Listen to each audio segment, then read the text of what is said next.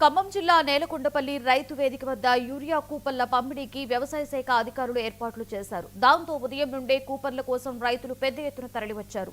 కూపన్లు జారీ మొదలు కావడంతో ఒక్కసారిగా తోపులాట జరిగింది. దాంతో మహిళా రైతు మల్లమ్మ సొమ్మసిల్లి పడిపోయింది. అందరికీ ఒకే చోట పంపిణీ ఏర్పాటు చేయడంతో ఇలా జరిగింది అని రైతులు వాగ్వాదానికి దిగారు.